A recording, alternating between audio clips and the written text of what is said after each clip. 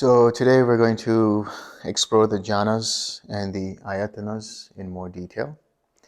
And we're going to use the sutta that is Majjhima Nikaya 111, Anupada Sutta. And that is known as one by one as they occurred. Thus have I heard, on one occasion the Blessed One was living at Savatthi in Jeta's Grove, Annata Pindika's park. There he addressed the bhikkhus thus, "Bhikkhus, Venerable Sir," they replied. The Blessed One said this, "Bhikkhus, Sāriputta is wise." The use of the word wise indicates that Sāriputta has gained insight into the true nature of reality, which is the complete understanding of dependent origination. Sāriputta has great wisdom. Sāriputta has wide wisdom. Sāriputta has joyous wisdom. Sāriputta has quick wisdom. Sāriputta has keen wisdom. Sāriputta has penetrative wisdom. So here the Buddha describes wisdom in different categories: great wisdom, wide wisdom, joyous wisdom, quick wisdom, keen wisdom, and penetrative wisdom. Really what he's talking about is the wisdom is the same. That is the understanding of dependent origination. It's just a description of how wonderful this wisdom is. That is to say, he has great wisdom. That is the wisdom of dependent origination. He has wide wisdom. He's able to deal with a variety of different topics related to dependent origination and, more broadly speaking, the Dhamma. He has joyous wisdom. It's interesting that the word joyous is used because it comes from the Pali, which is to mean actually laughter or laughing wisdom. So this kind of wisdom makes you joyful and can make you burst out laughing because you realize, oh, I was taking things so seriously, and why did I do that? Let me lighten up a little bit. Sāriputta has quick wisdom. He's able to immediately understand the meaning and details of the Dhamma and immediately give a response to it. Sāriputta has keen wisdom or sharp wisdom. This is related to penetrative wisdom, where he goes to the core, to the essence, to the depths of the Dhamma, so that the person can completely let go of all of their taints. During half a month, bhikkhus, Sāriputta gained wisdom into states one by one as they occurred.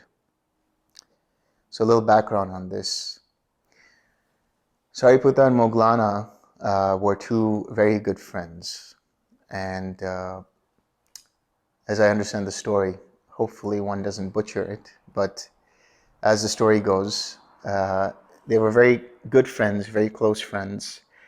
And one day, they found out that there was a circus or some kind of event going on, some kind of wonderful spectacle going on. And they decided to visit that place, look at the circus, look at the different events every day. And the first day, it was a wonderful thing. They were elated and enamored and, wow, look at that, look at this.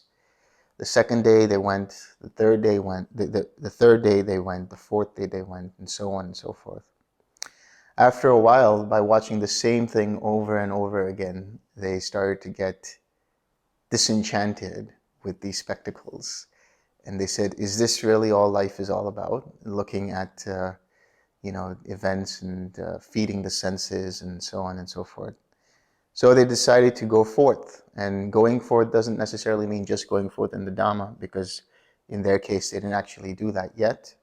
Going forth really means leaving home, going into the forest and meditating, and then joining one of the ascetic groups that were there during the time of the Buddha. And they came across Sanjaya, and they had the intention to join his group of ascetics. And if I understand and remember correctly, that group of ascetics were related to skepticism. They were what was known as ajnana, which is the not knowing, not being certain about things, always penetrating the root cause of things, or rather the root of things, but not making a conclusion about them. There's a lot of interesting things about that philosophy, but ultimately, as we'll see tomorrow when we talk about the clinging to views, because it doesn't really come up with answers, and all it does is just look at everything from a skeptic's point of view, it's not totally useful for attaining Nibbana. Then they came across one of the first students of the Buddha, and they saw that, well, I think it was first Sāriputta who encountered him, and they saw this student, and he was mesmerized by the glow on his face, and he asked, who is your teacher and what does he teach? And he said that my teacher is the Buddha, and he teaches this, and he says, he talks to him basically about cause and effect, and he says, he teaches the cause of things and the cessation of those causes. I'm paraphrasing because I can't remember the exact quote, but having listened to those 4 verses, or the first half of those verses, Sāriputta attained stream entry.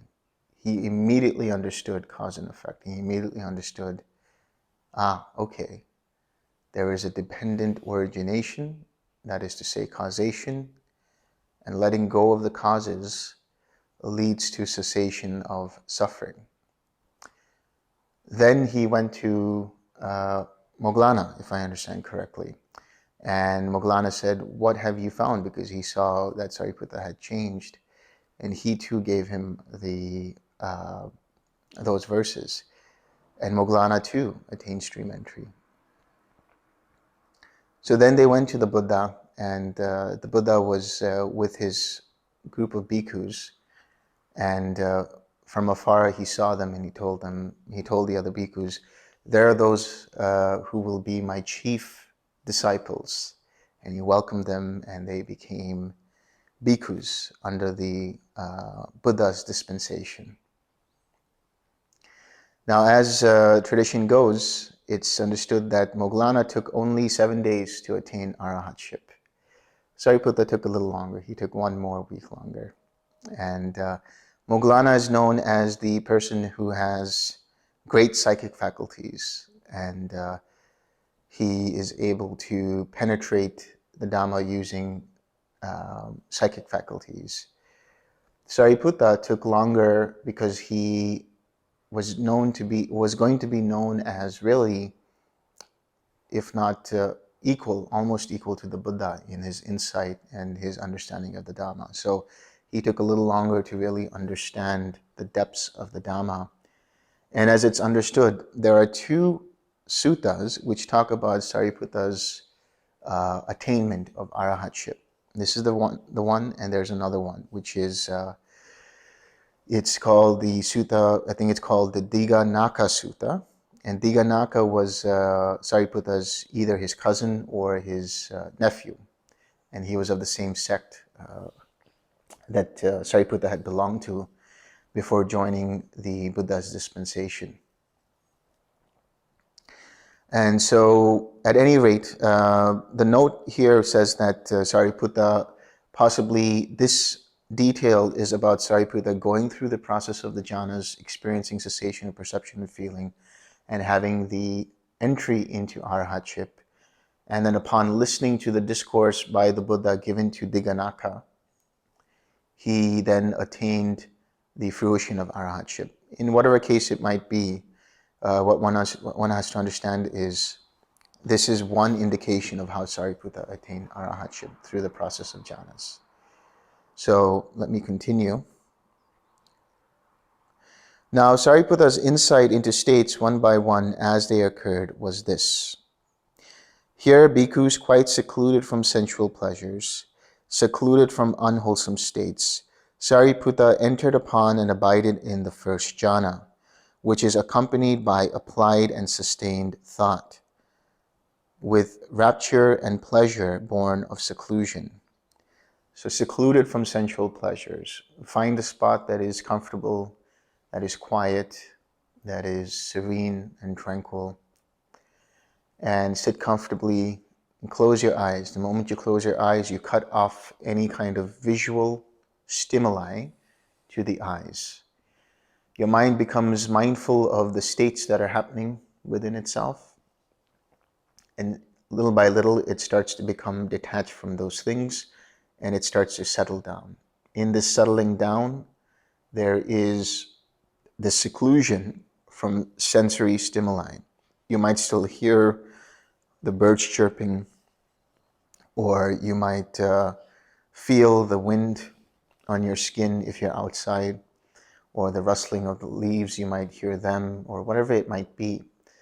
But in this point, when you're secluded from sensual pleasures, if it's done correctly with that attitude, then the mind will not become enamored by it, won't become distracted by it, won't go and cling to it. Secluded from unwholesome states. Unwholesome states here can refer to any of the hindrances. As we talked about the hindrances yesterday, they are sensual craving, again, not being attracted to sensual experiences. They are aversion or ill will. If listening to the birds chirping or the rustling of the leaves and then becoming distracted, the mind gets agitated and upset by the fact that that happened, then there is the presence of aversion in the mind. That is a hindrance. Restlessness, where the mind becomes agitated by various kinds of thoughts and ideas and concepts. Doubts about the practice, where the mind starts to think whether the practice is going on correctly, am I doing this right, and so on. And sloth and torpor, where the mind becomes dull and the mind starts to dissipate its energy, starts to dissipate its attention away from the object, and there is nothing really being attended to, and so the mind starts to dull out and eventually go into sleep mode. So these are the general unwholesome states. When you are in jhana, the hindrances are not present, which is to say that the mind is not distracted by the hindrances and the mind is collected. And the other thing about the unwholesome states is there is a certain attitude that you have when you enter meditation. That is to say, there is a sense of no expectations, a sense of no anticipations, a sense of let's see what happens. That's the attitude that you should carry when you're meditating. Doesn't matter what you hear about other people's experiences, doesn't matter if you're comparing and contrasting and thinking about this or that, or today I'm going to, be in meditation for 30 minutes without distraction. I'm going to attain compassion today, and all kinds of other ideas like that. These two are unwholesome states of mind because there's a lot of craving in them. There's craving to become, craving to be, and so on. So letting go of all of these expectations and just sitting with a fresh mind, a beginner's mind, a mind that says, you know what, I don't know what's going to happen. Let's just see what happens, relax the mind, and then go into meditation.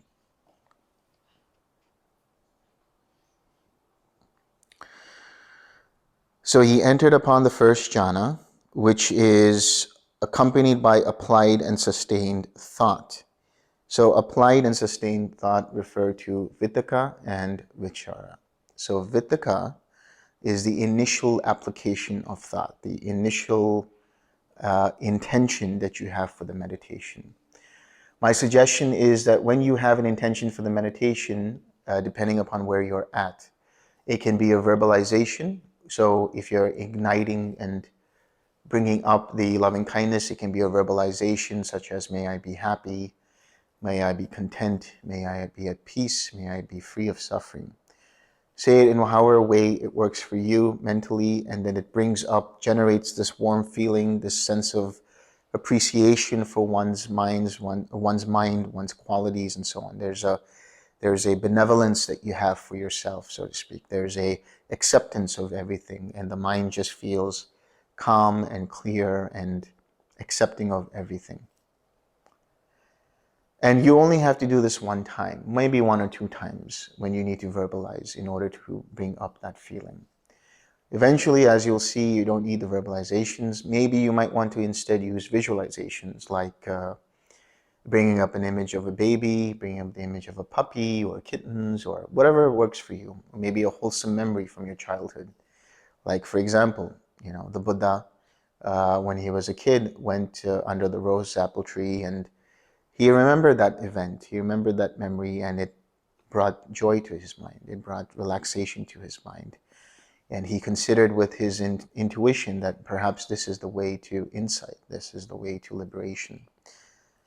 So this wholesome feeling is what replaces any of the unwholesome states. This wholesome feeling then is the metta, and this will be your object of meditation. So the initial application of thought is intentionalizing that one will be in metta, then letting it go once the mind becomes aware of the metta and rests on that metta. By doing so, now you are sustaining that thought, you're sustaining that intention for a little period of time until it becomes automatic.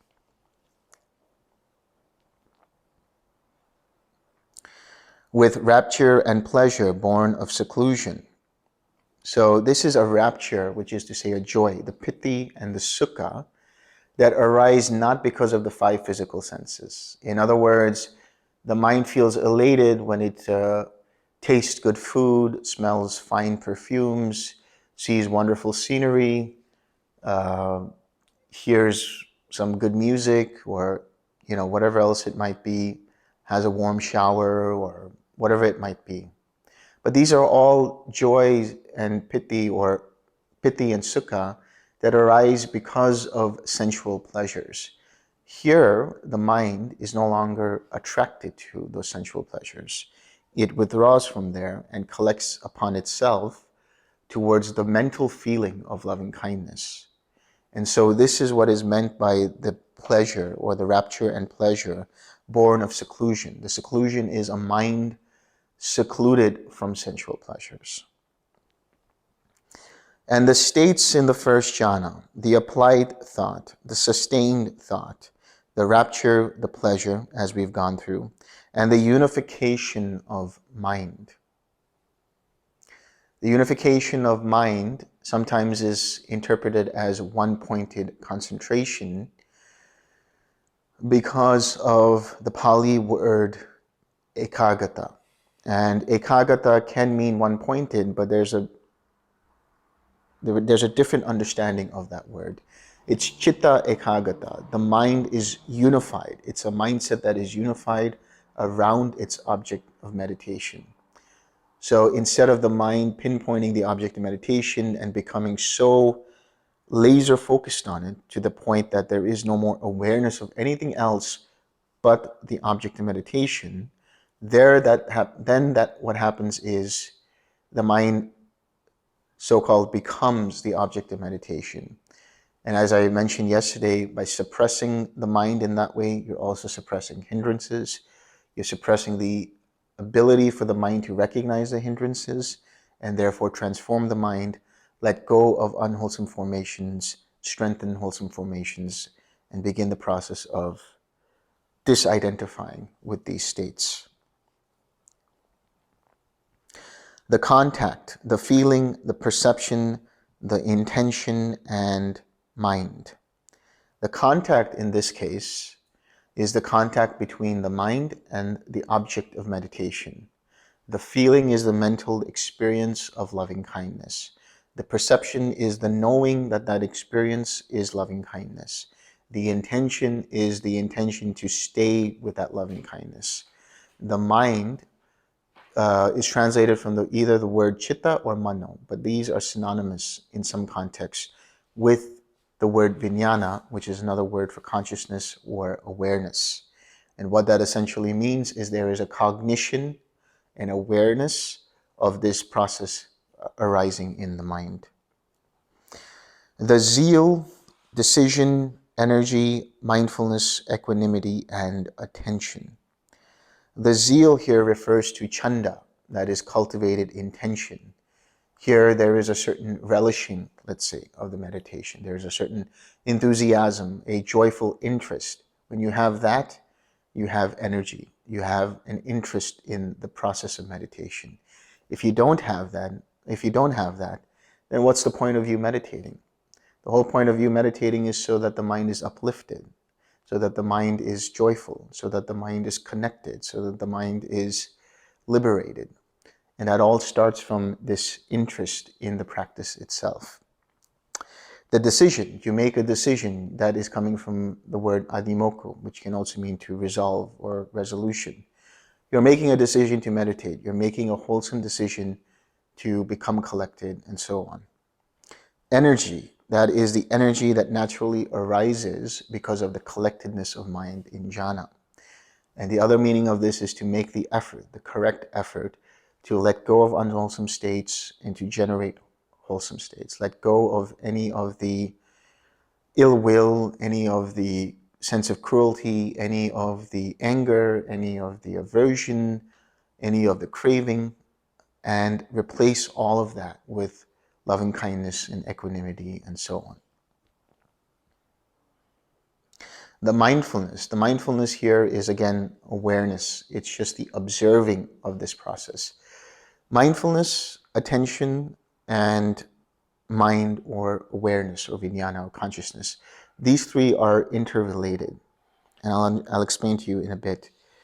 The equanimity here is a mind that is untouched by anything that is arising in the way of the factors of the jhana. In other words, there can be a tendency for when the joy arises from the first jhana, for the mind to become distracted and become attached to that joy. And the mind can mistake that joy for an arising of loving kindness, and therefore the mind will then become disconnected with its object of meditation, which was loving kindness. But if you have equanimity, the whole process is of just observing without an agenda, observing without any intention to attach or repel. Just observing and allowing that observation to continue to use the attention to grow that experience of loving kindness. And the attention here comes from the word manasikara. Manasikara literally means to take something to heart. Now think about that, take something to heart, which is to say somebody says something to you and then you think about it. And sometimes it can be positive, sometimes it can be negative, whatever it might be. And the mind starts to kind of obsess over it, takes it to heart, takes it personally. That's one way of understanding taking to heart. But the other way of understanding attention is the process of really considering what it is that the object of meditation is. So as I said, there is a connection between mindfulness, consciousness, and attention. Mindfulness is the action of observing. Cognition is that process that observes, so to speak. It is that which understands, which cognizes. And attention is the tool that is used to collect the mind around the object of meditation. So in other words, it is the direction that is given towards the object of meditation. So when one says pay attention to me, or pay attention to that person, or pay attention to the blackboard, direct your attention here, direct your awareness here. This is really how attention should be understood. These states were defined by him one by one as they occurred. Known to him, those states arose. Known, they were present. Known, they disappeared. He understood thus, so indeed these states, not having been, come into being. Having been, they vanish. In other words, he got insight into impermanence. He understood that all of these states are essentially arising because of causes and conditions that have nothing to do with them. They just arise and they cease. So the right kind of collectedness, the right kind of attention generates these states that are present in the jhana, and then they cease whenever they cease. That's not to say that there's no attention and therefore it ceases. It's just that the intensity of these factors of the jhana change. They might decrease and change into something else. This is the insight into impermanence. Having seen the insight into impermanence, there is a sense that, okay, one doesn't need to be holding on to these factors of the jhanas. One just has to observe them and not identify with them, not make them self. And therefore, it is said, regarding those states, he abided unattracted, unrepelled, independent, detached, free, disassociated, with a mind rid of barriers. In other words, having seen that these are impermanent states, these are impermanent factors, he let go of any attachment to them. He let go of any repulsion to them. He let go of any identification to them. By doing so, he let go of any kind of craving that could have arisen for the jhana or due to the jhana. He let go of any kind of aversion or conceit that could have arisen for the jhana or due to the jhana, and therefore let go of any ignorance in the understanding that there is an inherent suffering in the jhanas, so to speak, insofar as seeing the impermanent nature of these states are concerned. And by seeing that, he let go of the undue attention to these factors, and therefore letting go of the second noble truth, and attaining the cessation of any attachment to these jhanas, using the process of the Eightfold Path in the sense of keeping and maintaining right intention of wholesome states, and maintaining correct mindfulness when it comes to just purely observing without judgment, without any intention, without any agenda, and naturally allowing the mind to collect around its object of meditation. He understood there is an escape beyond, and with the cultivation of that attainment, he confirmed that there is. So just to summarize, when you are in the first jhana, it arises because of your collectedness around the object of meditation. That brings about a natural energy, that brings about a natural joy, that brings about a natural sukha or comfort in the body. And there is the initial application of that intention and the sustaining of your attention towards that object of meditation. Again, bhikkhus, with the stilling of applied and sustained thought, Sāriputta entered and abided in the second jhana. So when you are in the second jhana, the verbalization disappears, the visualization disappears. There is only now the awareness of the object of meditation, which in this case could be metta. So that metta now is just flowing without any further intention. Now you are just watching the flow of metta continuing. And there is which has self-confidence and singleness of mind without applied and sustained thought. So now with this flow of metta, you're really understanding, okay, I get this now. I understand what this whole process is. Now you are locked in and you're just going in for the ride. Now you're just continuing on. And singleness of mind, again, that's related to unification of mind. Singleness of mind is in the same way that you might have a lot of thoughts about a certain individual or an event that happened during the day, and your mind sort of revolves around that person or revolves around that event. In that same way, the singleness of the mind is when that mind revolves around the object of meditation, considering the object of meditation, thinking, well, not necessarily thinking, but considering and understanding and seeing, and ultimately just revolving around the object of meditation, the loving kindness. And so there is still joy with rapture, and there is still sukha or comfort and pleasure born of collectedness. See the difference here. In the first jhana, you made an intention to become secluded from the 5 physical sense experiences. Here, with the self-confidence now arising in the second jhana, where the mind is more collected, there's a different quality of piti, there's a different quality of sukha that arises that's born from that collected mind. That is that flow of the mind's awareness of the object of meditation, the flow of metta from one's intention. Just seeing this flow, one has joy arising. One has sukha or comfort arising. So this is born from collectedness. And the states in the second jhana, the self-confidence, the rapture, the pleasure, and the unification of mind. Same thing here, the contact, feeling, perception, intention, and mind.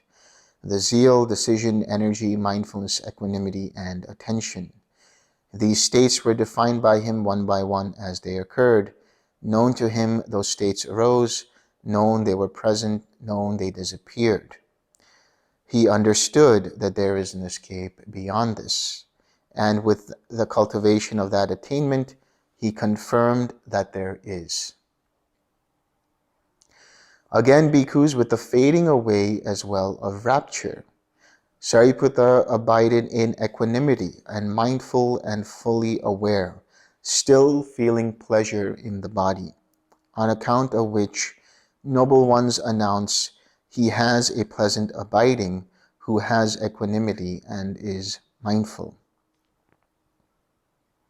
So here in the third jhana, that energetic joy that you feel that uplifts the mind starts to taper off. And what is in place of that is the equanimity, is the mindfulness, is the tranquility. You still feel parts of your body, and sometimes the body can feel light, and sometimes the body can feel heavy. Depends upon the person. And what you do also feel is that sensation that there is just absolute comfort in the body. Everything is fine. Everything is wonderful.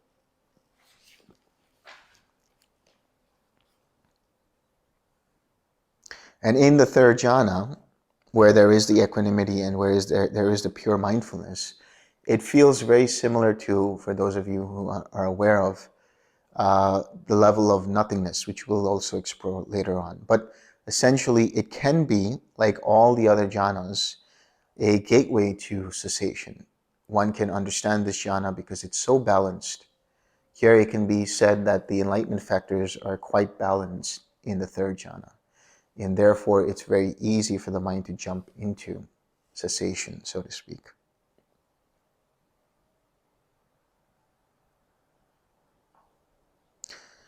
And the states in the third jhana, the equanimity, the pleasure, the mindfulness, the full awareness, and the unification of mind. Again, the contact, feeling, perception, intention, and mind. The zeal, decision, energy, mindfulness, equanimity, and attention. These states were defined by him one by one as they occurred. Known to him, those states arose. Known, they were present. Known, they disappeared. He understood thus that there is an escape beyond this, and with the cultivation of that attainment, he confirmed that there is. Again, bhikkhus, with the abandoning of pleasure and pain, and with the previous disappearance of joy and grief, Sāriputta entered upon and abided in the fourth jhana, which has neither pain nor pleasure, and purity of mindfulness due to equanimity. So, in other words, the abandoning of pleasure and pain, that's not to say that previously there was any kind of pain. With the previous disappearance of joy and grief, that's not to say that there was any kind of grief in the preceding jhanas. It's only to say that there is a strong level of equanimity here, which is to say that it doesn't matter if there's pain or pleasure, it doesn't matter if there's joy and grief, it doesn't matter what's happening, the mind is totally relaxed, totally calm, totally clear, and it's completely unconcerned with whatever is arising in the way of pleasurable feelings or painful feelings. And so there is the purity of mindfulness due to equanimity. That means that there has been this process of going through the enlightenment factors. Whenever the enlightenment factors are present, you are also said to be in jhana. That is the understanding and the experience that you will see for yourself. There is the mindfulness that is there in the jhana. There is the investigation of states. If it's not one-pointed concentration, but it is a fusing of samatha and vipassana, which is to say twim. It is tranquil, it is having wisdom, it is having clarity, it is having insight, and therefore you are understanding the states as they arise and pass away. So when you see these states, that is the understanding of investigation of states or the discernment of states, that naturally allows you to have the correct effort to make certain shifts and changes. Perhaps you see that the mind is craving, you 6R, you make the effort, and therefore there is energy. That causes the mind to bring in some joy.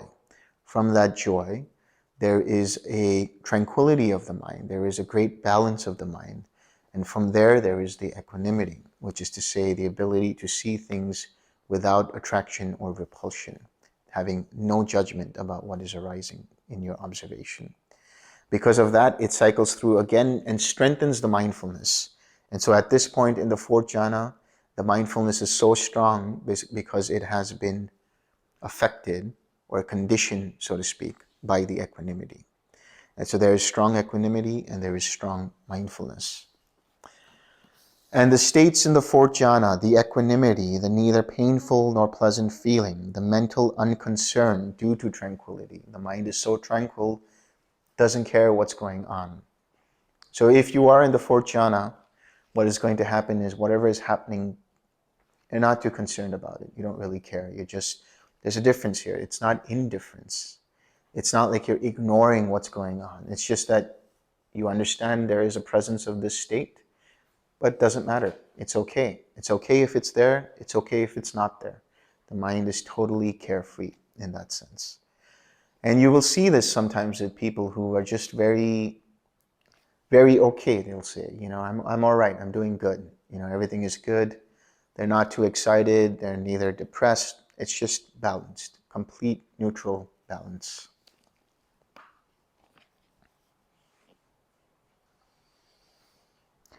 The purity of mindfulness, as we talked about, the unification of mind. Again, the contact, feeling, perception, intention, and mind. The zeal, decision, energy, mindfulness, equanimity, and attention. These states were defined by him one by one as they occurred. Known to him, those states arose. Known, they were present. Known, they disappeared. He understood thus there is an escape beyond this, and with the cultivation of that attainment, he confirmed that there is. Now things get really interesting from here on out. Now we have the fourth jhana as the base. And from here you experience what is conventionally known as the arupa jhanas, but technically they are the ayatanas. Ayatana means base. You'll hear the word ayatana when it comes to the links to dependent origination. When you talk about the six sense bases, they are known as the salatayana, which is to say the six bases. So ayatana here is just the foundation, the base for something. And now we're going to go through that. But what you have to understand is you're still here in the fourth jhana. The only difference is now the perception changes, the awareness of the perception changes. Your intention is now looking at one of these bases, as we'll explore now. So before I continue, I also have to mention that in the fourth jhana, there is the cessation of certain formations. So the understanding here is that jhanas are levels of perception. They are levels of understanding the mind. There are levels of clarity, but there are also levels of relief. There are also levels of cessation. In the first jhana, there is the cessation of any attraction or attachment to sensual pleasures. In the second jhana, there is the cessation of verbal formations that manifest in the form of thinking, that manifest in the form of verbalizations, and so on. Verbal formations are essentially those formations that arise to give an intention to speak, to express oneself, so to speak. So in the second jhana, you will have very few, if not no, verbalizations going on. And so that is the cessation of verbal formations. In the fourth jhana, you have the cessation of physical. In the fourth jhana, you have the cessation of physical formations. The reason being is because your breathing starts to become less apparent, let's say. The traditional understanding is that the breath completely stops, but I tend not to think in that way. I would say that the breath becomes, or the respiration rate becomes so slow and so calm that it becomes basically imperceptible. And so the understanding is the physical formations, which traditionally is connected to the breath, connected to breathing, cease, so to speak, according to the traditional understanding. And so from the fourth jhana onwards, there is further cessation of certain perceptions until there is finally the cessation of perception and feeling, which we'll talk about in a little bit. So it says, again, bhikkhus, with the complete surmounting of perceptions of form, that is to say, that the mind no longer has any sensation of the rupa. Now, what will happen is the loving kindness that you feel generally will start to become different in the quality of its movement. It might move up or it might do other things, but whatever it does, you start to lose awareness of the body. That's not to say that once you lose awareness of the body, if somebody taps on your shoulder or something, you won't feel it. If it does, you feel it. If it's one-pointed concentration, you're not going to feel it. If you're in one-pointed concentration, somebody could be clapping behind your ear. They could be trying to shout in your ear, and you just won't hear it because the mind is so tight around its object of meditation, so suppressed that even the sense bases are not experiencing anything outside. However, with the fourth jhana, when done in this way, there is just a loss of sensation of the body. There's just a loss of the awareness of the body. Now the mind is becoming further internalized. Now the mind is coming to a point where it's talking or thinking, or not talking or thinking, rather it is perceiving the inner world, so to speak. It is perceiving other aspects of mental states that are correspondent with the states of existence that are in the jhanic realms and beyond, in the formless realms. So really where we're going now, where we are entering, is into the territory of the formless realms. From the first to the fourth jhana, we have the form realms that have to do with the experiences within the body. But now everything that occurs happens in the perceptions of the mind. With the disappearance of the perceptions of sensory impact. So as I said, there won't be any sensations that will be registered. However, in one point of concentration, they won't be completely registered at all. Whereas when you're doing it in this way, if somebody lightly taps your shoulder, you will feel it, but you won't become agitated by it. You'll just recognize it, you'll register it, and you'll let it go. Your mind won't get pulled in that direction. With non-attention to perceptions of diversity. So diversity here is referring to perceptions of the sensual realms, perception of the 6 sense bases or the 5 physical senses. So now the mind is further unified, and now it's internalizing the perception with the understanding of aware that space is infinite. Sāriputta entered upon and abided in the base of infinite space. So here's what happens. As you progress through the process of the jhanas with loving kindness, and whatever happens in terms of its movement, what's really happening is you're starting to lose awareness of the body and becoming more centered around the head, so to speak. And when that happens, you will be given certain instructions that are intermediary steps. Once you fulfill those steps, then you're given further instructions in which you are intentionally radiating the loving kindness. And what happens here in infinite space is that loving kindness changes in quality. So if you get up to that level, you have to tell me in your interview what's happening with the loving kindness, if it starts to change in the quality. And when that happens, that change in quality, that transforms into compassion.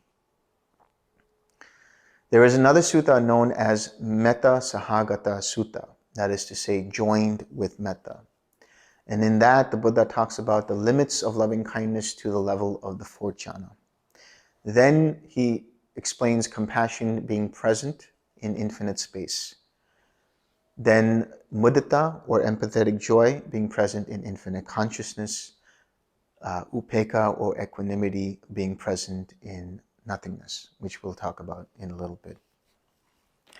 So this feeling of infinite space is one thing, but the experience of compassion is your object of meditation at this point.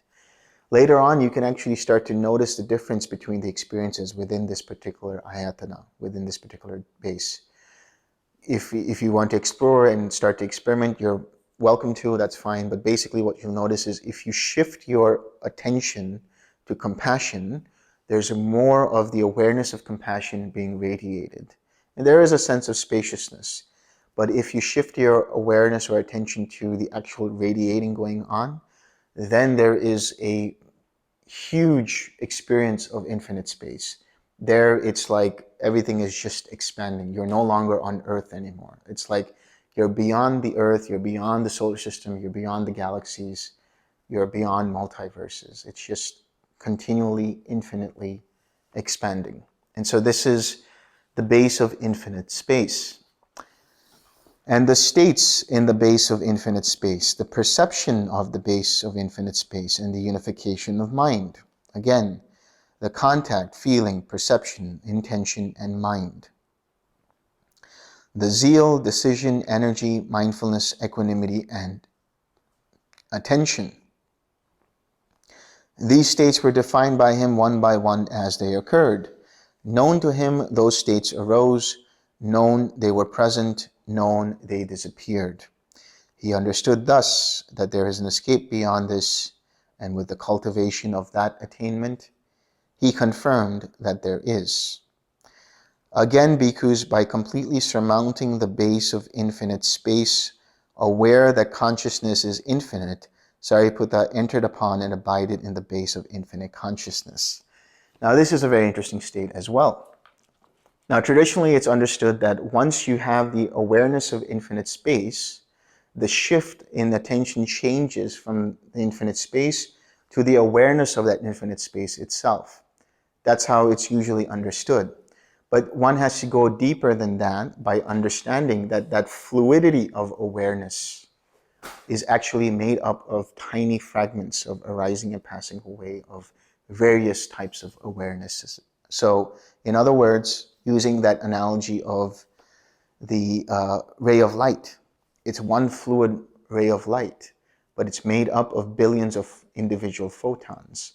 And so in that same way, what appears to be a fluid awareness is actually made up of the arising and passing away of millions and millions of consciousnesses. And so aware that consciousness is infinite, what's happening really is the mind has become so expansive, at a certain point, things start to break apart. And it happens quite naturally. You don't need to look for it. This is an important point to note. Don't look for the factors of the jhana. Don't look for the conditions for these different ayatanas. Allow things to progress naturally, and they will happen because of the right circumstances, causes, and conditions. Now, as I'm explaining, what I'm saying is that awareness of infinite space starts to break apart.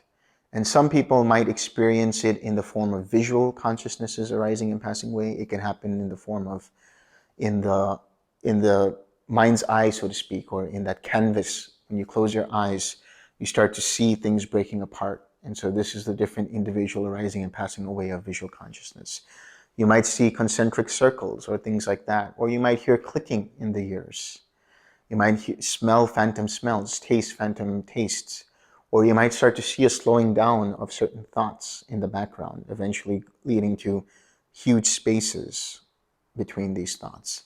And what you are starting to see is the sense-based consciousnesses arising and passing away. And what's important to understand here is at this point, it's not arising because of external factors. So in other words, now if we're hearing the car passing, it's not because of that the ears are clicking. What's happening is there is a sharper mindfulness that is able to see that within mind itself there is an arising and passing away of consciousness. This is really the true meaning behind when it is said that mind is foremost. Mind is the forerunner of all states. It's through the mind that you are experiencing the arising and passing away of visual consciousness. Even as you look at me, you're experiencing the light, the photons, the colors, the forms, and so on. But in actuality, all that's happening is the eye is picking it up. The retina and the cones and the rods are picking it up. And the awareness of the mind is being able to see it and being able to cognize it. But that cognition, that awareness, is rooted in the mind itself. It's interdependent with nama rupa, specifically nama. And so this consciousness is not arising because of the I. It's arising because there is a contact between the I and the form or the light or the whatever it might be, and the awareness arises dependent upon that. But that awareness is happening within the mind itself. So it's a very subtle distinction one has to try to understand for oneself. But anyway, in this state, you see the arising and passing of consciousness, and the compassion changes to mudita. This is a different kind of feeling of joy. Loving kindness is understood to be the appreciation for oneself, the appreciation of others, the goodwill towards others, the benevolence towards others. Compassion is understood as understanding that there is suffering present in a being, and one wishes that suffering to be gone from that being. There is an inherent desire, let's say, or an inherent wish for beings to be free from suffering. So compassion is not sympathy. Compassion is not pity, like looking down upon a person. Compassion is respecting the person's boundaries, allowing that person to transform through their own actions, being there as a support when it is required, being there for them to listen to them, to provide emotional support, and so on. But you cannot take away their suffering. Nobody can take another person's suffering away. They are responsible for their own suffering as well as responsible for the cessation of their own suffering. You can obviously guide them in the right direction if they ask for it, if they're looking for help, but ultimately they have to make the action. They have to take the action. Think about it for yourself. Would you really find it valuable for somebody else to show you the path and then walk the path for you? Are you actually going to gain the insights when somebody gives you the insights intellectually? Or would it make a better and stronger impact in the mind if the insights arose on your own? Or rather, the insights arose in your own mind, so to speak. So don't allow that person to be leaning on you as a crutch, so to speak. And that is the sympathy, that is the pity. So instead, compassion is giving them, empowering them, allowing them to provide them the steps and so on, but watching them and allowing them to make their own decisions, make their own actions. This is compassion, giving them the space for their own suffering and to come out of their own suffering. Then there is the mudita that will be understood in the sixth arupa jhana, or the jhana, or let's say infinite consciousness. Here the mudita is known as also empathetic joy, and empathetic joy is essentially the kind of joy you feel when you see another person succeed and celebrate in their success, whether it's seeing your kids graduate, getting their first job, buying their first home, whatever it is. You have a sense of, you have a sense of pride, but there's also a sharing, let's say, kind of vicariously living through their joy, vicariously living through their wholesome intentions and experiences. So it's important to understand this distinction. Mudita is a celebration of a person's success that is wholesome. You wouldn't want to feel joyful for somebody stealing something. You wouldn't want to feel joyful for somebody robbing a bank or murdering somebody, even though they might feel happy about it for whatever reason. It's important to distinguish that. It is the joy you feel when somebody has a wholesome success and celebrating in that. And that's the quality of joy you will feel in infinite consciousness. It will come on its own. You don't need to force it. You don't need to intentionalize it. Just watch how first the awareness splits apart into these visual arising and passing away of consciousnesses, and how the compassion becomes elevated into this feeling of joy. Now, there is a greater set of insights to be understood at this level. What you are seeing firsthand is the insight into impermanence, into anicca, into dukkha, into suffering, into annata, into not self. And how do you see it? Now you're really looking at rebirth. Rebirth here is the understanding of the arising and passing away of consciousnesses. Reincarnation is the idea that it's one singular consciousness that continues through different lifetimes.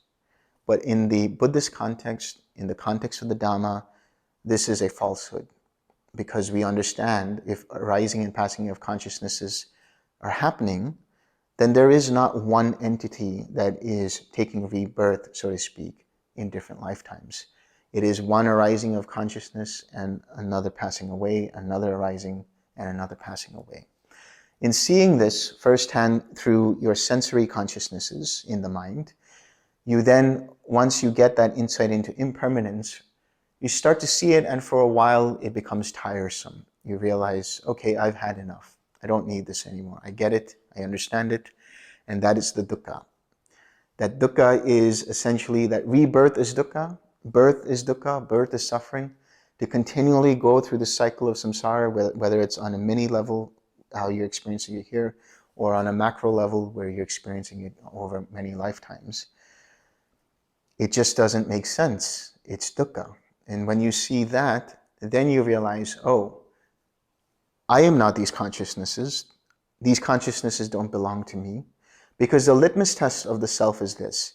If you were to consider what a self is, traditionally speaking, from the Indic understanding, because that's really where the Buddha was from and teaching, the idea of the self is that it is permanent.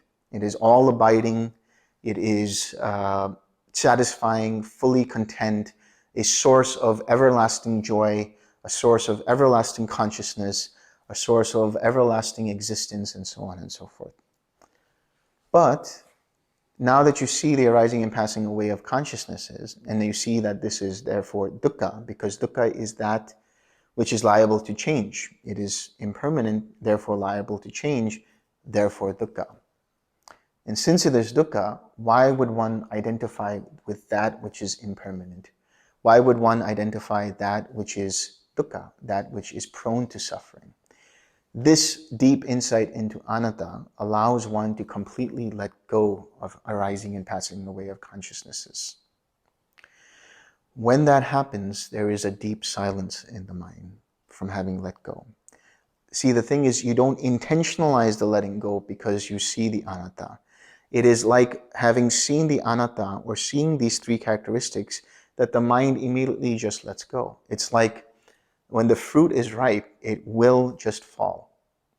You don't need to pluck it. It will fall in the right time as a result of the right causes, conditions, and circumstances. In the same way, when you have the insight in the three characteristics, you will let go at such a deep level that you experience the next perception, which is the perception of nothingness.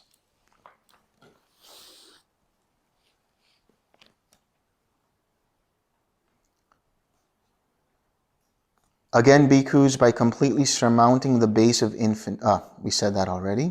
Again, bhikkhus, by completely surmounting the base of infinite consciousness, aware that there is nothing, Sāriputta entered upon and abided in the base of nothingness.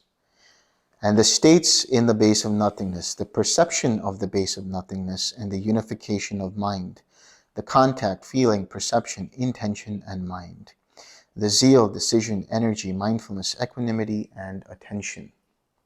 These states were defined by him one by one as they occurred. Known to him, those states arose. Known, they were present. Known, they disappeared. He understood thus that there is an escape beyond this, and with the cultivation of that attainment, he confirmed that there is. So as I said, when you have this deep experience of anatta, the mind completely lets go and experiences this nothingness. And what you will see, or let's say experience, whether it's the clicking of the ear consciousness, whether it's the seeing of the fragments of visual consciousness or the concentric circles, whether it's the frames arising and passing away, or phantom smells, phantom sounds, or the thoughts, you're going to start to see the gaps widening between one passing away and the next arising. And the mind starts to naturally. Remember, this is the main point here. You don't need to incline your mind to it. It will do it as a result of the insight into the three characteristics, that it will start to circulate, it will start to collect itself around those gaps. And by doing so, the gaps become wider and wider and wider, and there is no longer the arising and passing away, but there is just this gap. And this gap then is like a whoosh. It's like you have gone down a different level, and it's just nothingness. That is really what it is. And nothingness is really no thingness, which is to say the mind is no longer worried about, let's say, or no longer concerned about externalities in terms of thoughts. There might be thoughts in the background insofar as wisps of formations and things like that, which we'll talk about. But for the most part, there is just nothing there. The mind is not interested in a thing. But in order for the meditation practice to continue, what is going to happen is the joy will turn into equanimity. And we've already been talking about equanimity as being that state of mind which is unconcerned, unagitated, unrepelled, disassociated, completely neutral, completely balanced. Just observing without judgment. Just aware of what is arising in the present moment. This is truly seeing reality as it is. This is what is known in Pali as yata bhuta dasanam.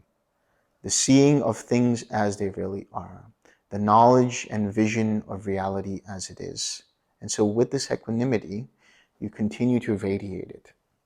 And the image I like to give is, it's very gentle. Very, very gentle. Imagine the surface of a lake. Very still lake. And you have a slight intention, maybe a small little pebble, very microscopic pebble, that you drop into the surface of the lake. And there are these waves that start to get generated because of it. And these waves are the radiating of the equanimity. So that slight intention of radiating is all that is required for you to just gently observe that there is a radiating happening. If you start to notice that the waves stop, that is to say that the radiating stops, drop another pebble, drop another intention, and watch how that radiating is going on. Eventually, it'll stop completely. And when that happens, there might come a point where you drop the intention, but it feels like there's a slight tension there. This is to say that the mind has become so refined that it is no longer interested in radiating anything. Now you are going to enter into the territory of neither perception nor non-perception. And the object here is that quiet mind, that still mind, that stillness of mind that is so clear, so radiant, so bright, so aware. And you fix your mind, or rather you allow the mind to kind of gently rest. Imagine like it's just a small little cloud that the mind just gently rests on, and just gliding through with the intention and attention of that. And so this is happening in neither perception or non-perception, and we'll talk about that now.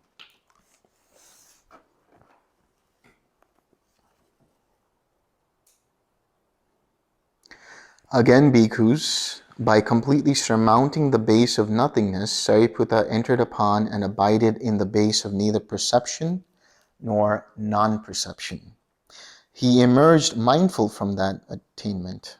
So, having done so, he contemplated the states that had passed, ceased, and changed.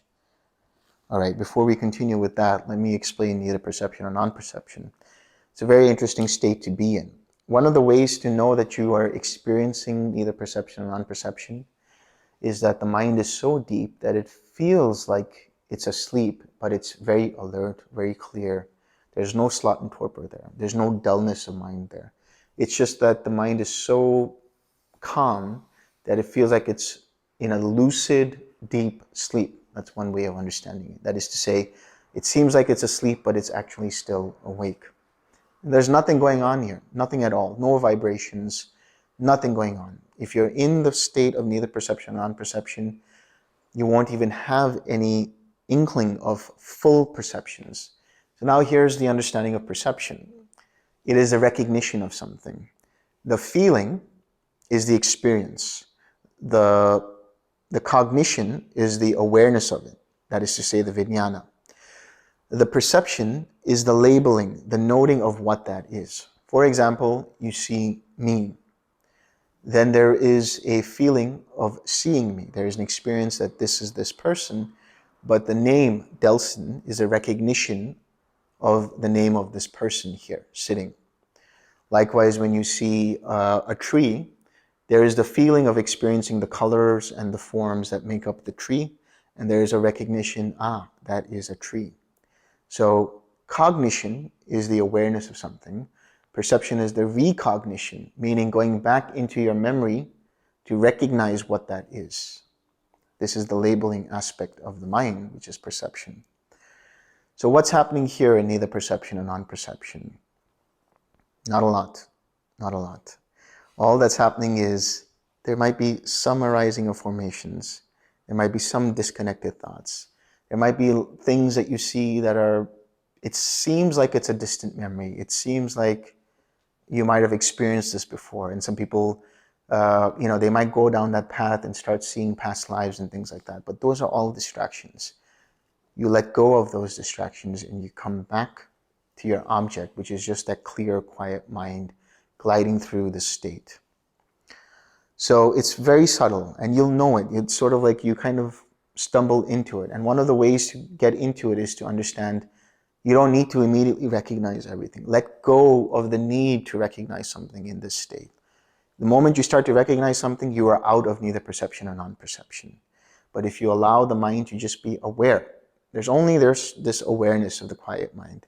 And the tiny vibrations that arise, that are the formations that arise, all you're doing is recognizing and releasing, recognizing and releasing, recognizing and releasing. So it's sort of like a diminished state of the 6 R's. You're not fully doing the 6 R's, so to speak. All you're doing is you see it, and in the very seeing, you're letting go. In the very seeing, you're letting go. Any more than that, with the intention of doing something more than that, it's going to cause you to come out of neither perception or non-perception. So if you are perceiving things, know that you are not in this state.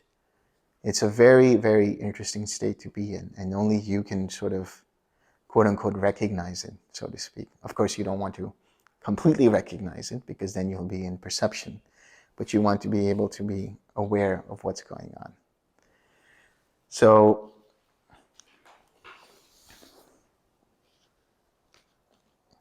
here it says he emerged mindful from that attainment. In other words, he wasn't seeing a whole lot. He was not seeing the contact. He was not seeing the feeling. He was not seeing, obviously, the perception. He was not seeing the intention. He was not seeing the mind. He was not seeing the attention. He wasn't seeing all of the other factors that they were talking about for preceding jhanas and ayatanas. He came out of that state.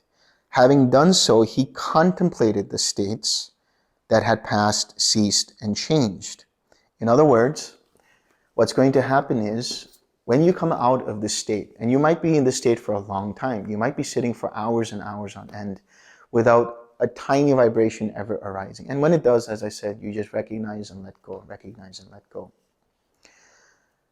And what's going to happen is, when you come out, let's say you break the meditation, before you exit your sitting, you want to spend, let's say, a good 2, 3, maybe 5 minutes to kind of allow the mind to reflect back on what happened in that state.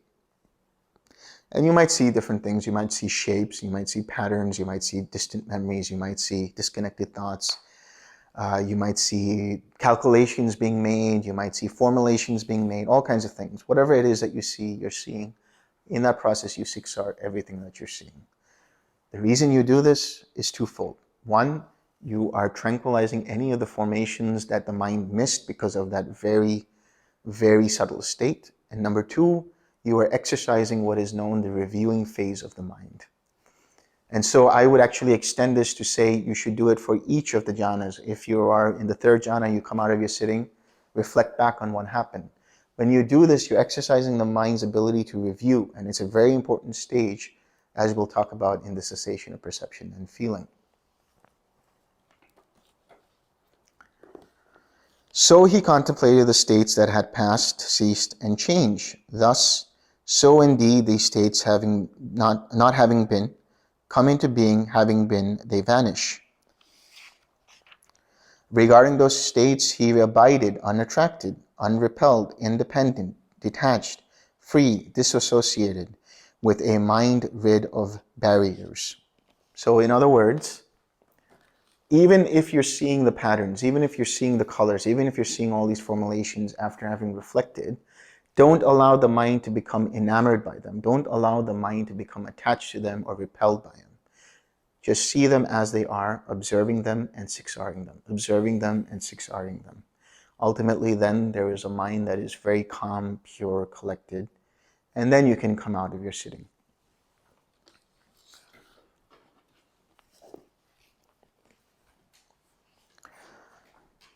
Again, bhikkhus, by completely surmounting the base of neither perception nor non-perception, Sāriputta entered upon and abided in the cessation of perception and feeling and consciousness, and his taints were destroyed by his seeing with wisdom. There comes a point in neither perception or non-perception that even the quiet mind becomes coarse. It becomes too coarse of an object, and the mind is no longer interested in it. The mind becomes disenchanted with it. The mind becomes dispassionate towards it. And there is still some inklings of formations that might arise. And sometimes people stumble into the border point, which is the signless state, the signless collectedness of mind. And signless really comes from the word animitta, which is to say which is the non, and nimitta, which is signs or object of meditation.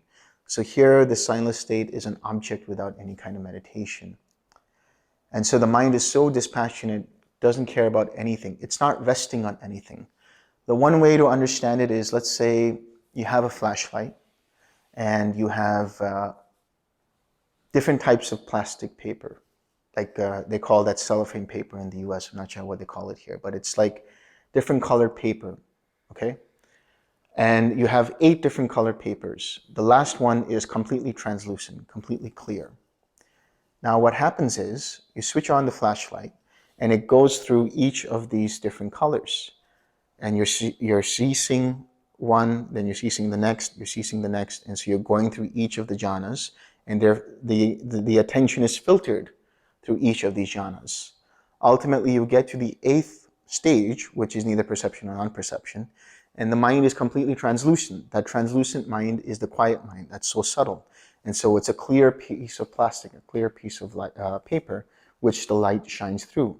But it's still shining through something. It's still being filtered through the quiet mind. You take away the piece of paper, and all there is now the light shining infinitely out the window. Let's say the window is open, you shine it infinitely out into space. And so this awareness doesn't land on anything. The light of this awareness doesn't hit an object, is not interested in an object. And if it hits an object, it lets it go. Because in doing so, you're letting go the subtlest formation of conceit, which is the I am. At a certain point, when everything is in balance, that is to say the enlightenment factors are in balance, you attain cessation of perception and feeling. Now that's the other part of the neither perception or non-perception. Sometimes, while you're watching the quiet mind, the mind will get bored. And because of this boredom, there can be restlessness. And this restlessness can cause the mind to become agitated and come out of neither perception or non-perception. So what do? You use the tranquilizing factors of the awakening factors. That is to say, you use tranquility, you use collectedness, and you use equanimity. You have just a small intention of tranquilizing, of relaxing. You have just a small intention of becoming collected, just a small intention of becoming equanimous, so to speak. And so these tiny micro drops, let's say, of these intentions start to tip the balance so that it is completely balanced. It's like you're walking a tightrope and you start to go this way, so you make adjustments so that you become balanced again. And then this way, there can be boredom that gives rise to sloth and torpor. The mind becomes dull and it starts to become no longer concentrated, no longer collected, and it starts to just taper off into sleepiness, and it might just drift off into sleep and you wouldn't even realize it. But if you're able to recognize it, then you know what to do, which is to use the energizing factors of the enlightenment factors. That is to say, you use the investigation of states, the discernment of seeing, okay, the mind is in sloth and torpor, immediately attracts some energy. There's some joyful interest going on. You have a little intention of joy, and that kind of tips the balance again. And what about mindfulness? Mindfulness is the key in both. So you use mindfulness both when you have restlessness, and you have mindfulness when you have sloth and torpor. Mindfulness is the key to understanding, first and foremost, what is going on. Then the discernment of states allows you to make the decision whether you need the energizing factors or you need the tranquility factors. But as I mentioned, the investigation of states is primarily used when there's sloth and torpor because you need more attention. You need a little more activity in the mind. Whereas the discernment is insofar as seeing that there's restlessness and then using the mind to relax into tranquility, relax into collectedness, relax into equanimity. When that happens, when everything is in balance and you're just gliding on through, at a certain point, because of the letting go of the subtlest formation of that I am conceit, there is then the cessation of perception, feeling, and consciousness. This is the cessation of mental formations altogether. In the second jhana, you had the cessation of verbal formations. In the fourth jhana, you had the cessation of physical formations. And in the cessation of perception and feeling, you have the cessation of mental formations. As I said, verbal formations are related with the intention to speak, to express oneself. Physical formations are related to the breath, but they can also be related to the body itself in terms of walking and sitting and standing and so on. At least that is how one interprets it. At least that is how one understands it. Mental formations are related to feeling and perception. So they give rise to the experience of seeing something, hearing something, tasting something, thinking something, meditating, and so on. But when you let go completely, there is the complete cessation of mental formations, and therefore the cessation of perception and feeling and consciousness. And why is that? Because when you have a feeling, there is conjoined to it a perception. There is the experience, then there is joined to it the experience being either painful, pleasant, or neutral. Then there is a further recognition of what that experience is, which is the perception. But in order for that feeling to arise, there has to be an awareness. So these three run together to create the experience, to create whatever it is that you're experiencing in conditioned reality. So letting go of feeling, perception is let go of, and therefore consciousness also ceases. There is no awareness in this, nothing at all. You don't know that you are in that state until you come out of it. And when you come out of that state, the mind is utterly pure. The mindfulness is amazingly sharp. And because of that, it's able to see something. Some people see some kind of flickers or whatever it is they might see. And what they are seeing is the arising of dependent origination. And because of the fact that if you have been practicing in a way where the mind is unattached, if you have been practicing in a way where the observation is not judging on what's going on, that is to say, the mindfulness without judgment. If you are practicing where you reflect back on what is going on, that reflective nature of the mind will then inform you of what is going on in terms of dependent origination. And then you experience Nibbana. The mind is completely pure and makes contact, pure contact with the Nibbana element. And that is to say that emptiness contact or the void contact, the undirected contact, and the contact that is, it's uninclined, it's undirected, or that's the same thing, and it's empty. But the other one is related to impermanence, and so the signless contact. So in other words, the signless state is related to the awareness of, or the perception of impermanence. The emptiness contact is related to the awareness of annata, And the uninclined contact is related to dukkha. So I'll repeat that again. The awareness or perception of impermanence leads to the signless state and the signless contact with the Nibbana element. That is to say, it does not take anything as an object. The understanding of dukkha leads to the contact that is uninclined, meaning it is not interested in inclining the mind one way or the other. The understanding and insight into anatta leads to the contact that is empty or void of any kind of self.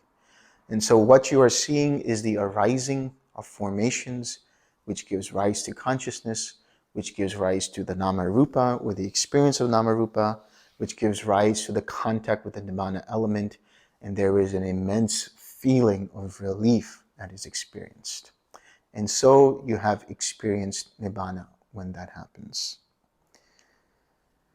When you experience Nibbana for the first time, you will then enter into the stream. That is to say, you become a Sotapanna.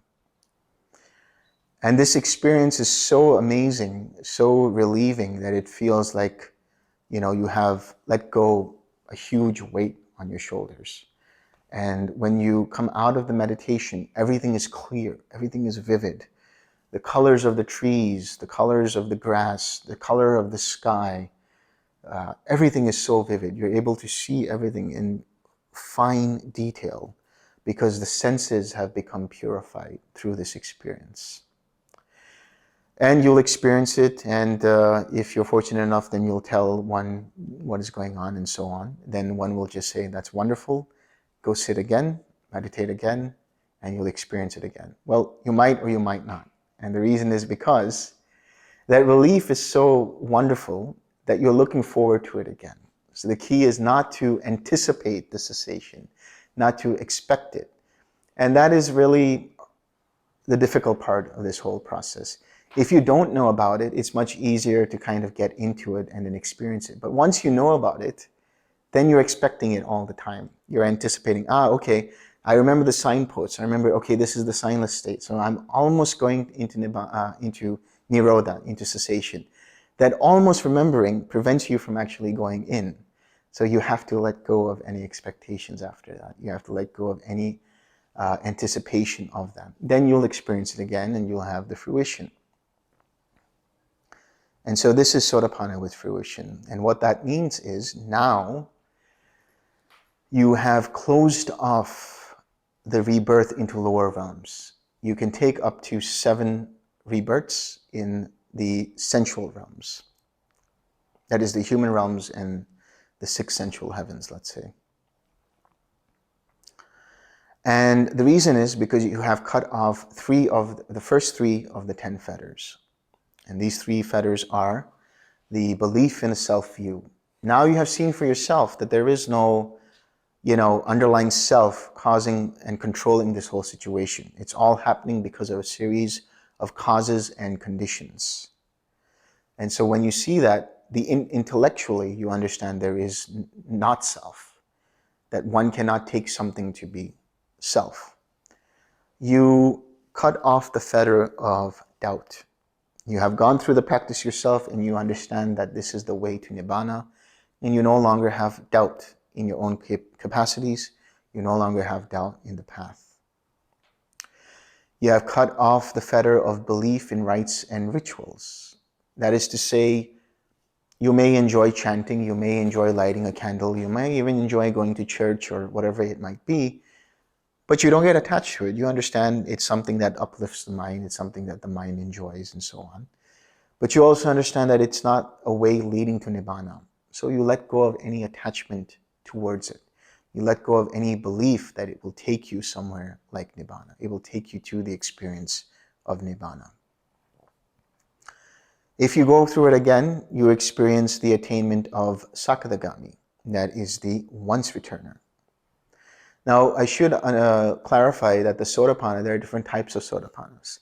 There is the Sotapanna that experiences up to 7 lifetimes. There is the Sotapanna that experiences up to 3 lifetimes. And there is what is known as the one-seater Sotapanna, the one-seated, one ekabija in Pali, who experiences one more lifetime. But what's the difference between this one and the Sakadagami? Well, for one, the Sakadagami has weakened the fetters of sensual craving, and aversion.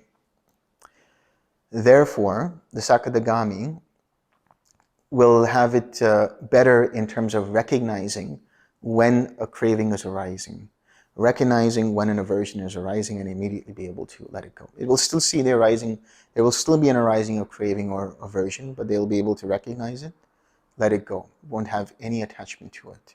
Whereas the one-seater might still have stronger attachments, might still have stronger craving or stronger aversion. You do it again, and then you have the fruition of Sakadagami. Then there is the attainment of the Anagami, which is the non-returner. Here, one has destroyed the first 5 lower fetters. That is to say, at this point, the Anagami has destroyed completely the fetter of sensual craving. They will no longer have any kind of sensual craving. They have cut off the fetter of aversion. They will no longer have any kind of aversion, irritation, annoyance, ill will, nothing at all. No kind of negative reaction in that way. So the Anagami will no longer take birth in any of the sensual realms. If they were to take birth, they would take birth in the pure abodes. And there are 5 types of Anagami. There is the Anagami who is said to attain Nibbana before the interval. That's an interesting way of interpreting that whole process, but it assumes that there is an interval between one lifetime and the next. And that's not really the case. There is spontaneous rebirth from one life to the next. What it is actually saying is the Anagami essentially lets go of the higher fetters just before death, and in doing so attains arahantship, attains the fruition, and attains parinibbana. The second type of Anagami is that which attains parinibbana upon landing. It's called upon landing. And the reason is because they have some amount of formations, they have some amount of clinging, they have some amount of existential craving, let's say, that fuels the formations, that activates a consciousness that then takes those formations and transports them to the pure abodes. But the formations are so weak that upon landing into the new pure abode, the Anagami attains arahantship because it lets go and attains parinibbana. That's the second type.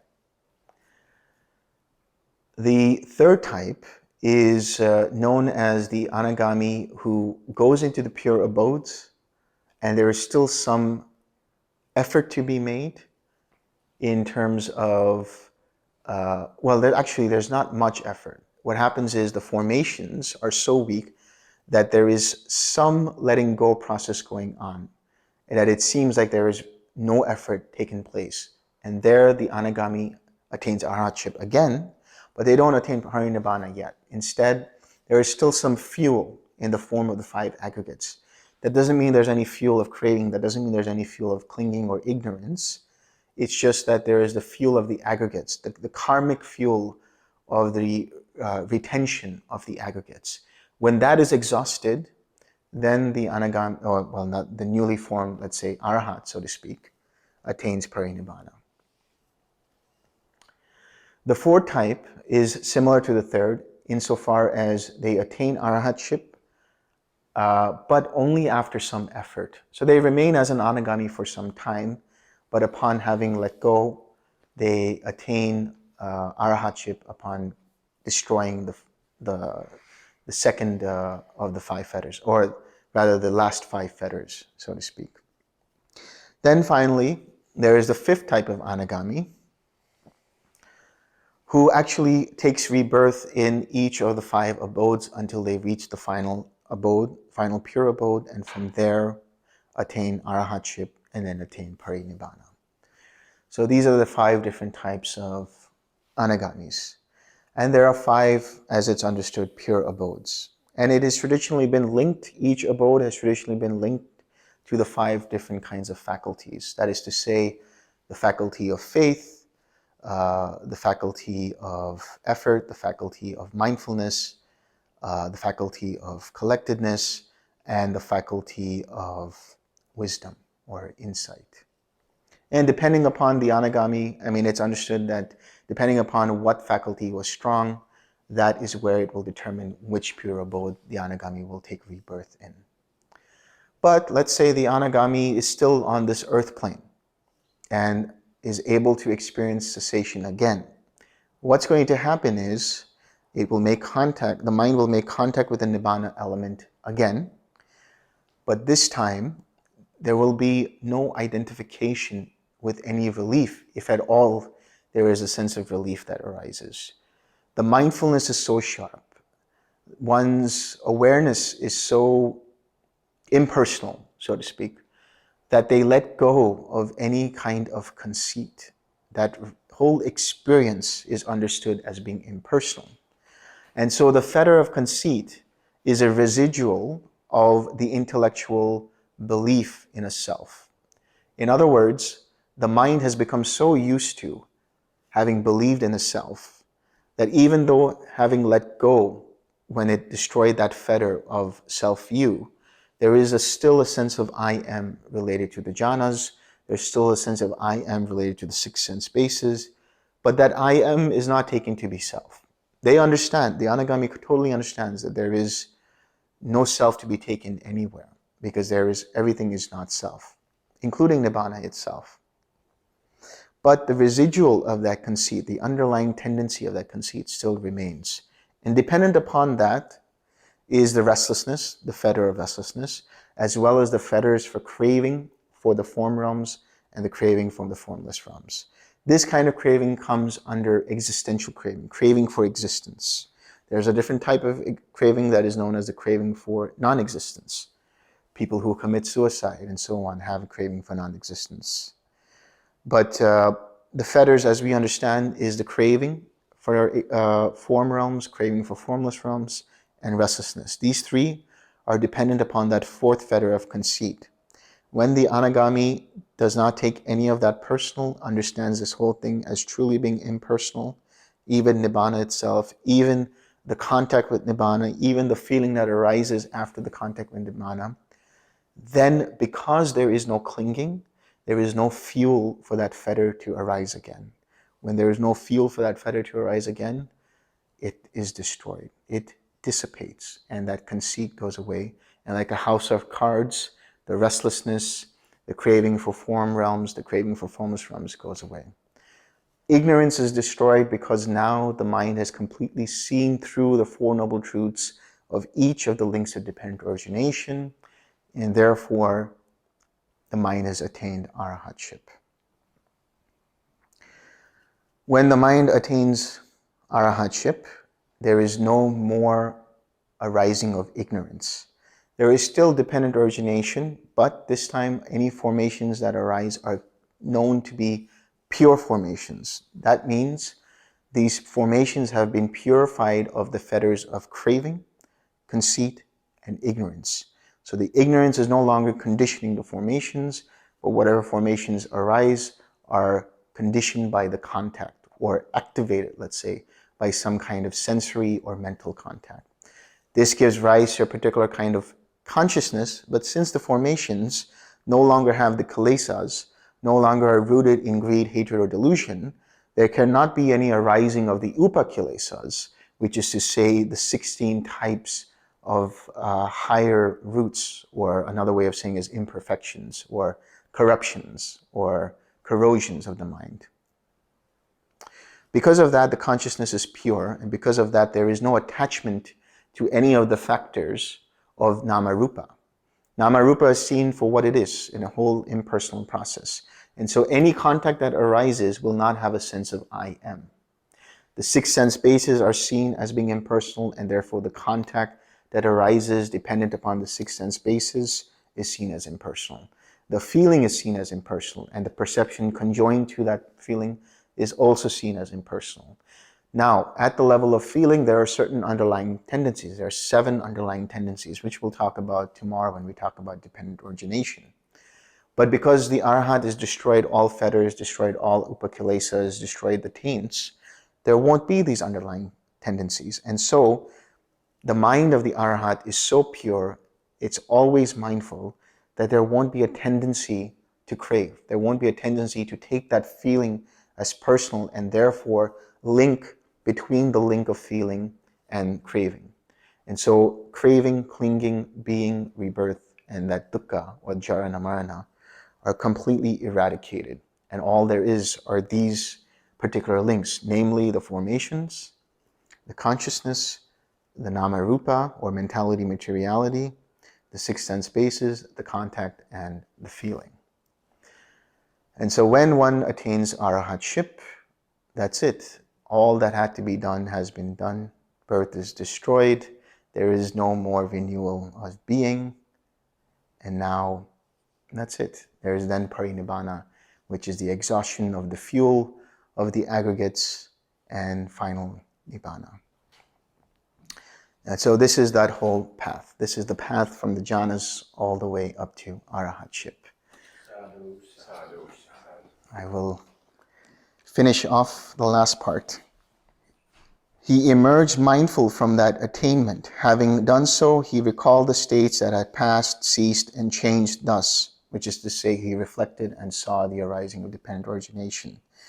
So indeed, these states, not having been, come into being. Having been, they vanish. Regarding those states, he abided unattracted, unrepelled, independent, detached, free, disassociated with the mind rid of barriers. He understood there is no escape beyond, and with the cultivation of that attainment, he confirmed that there is not.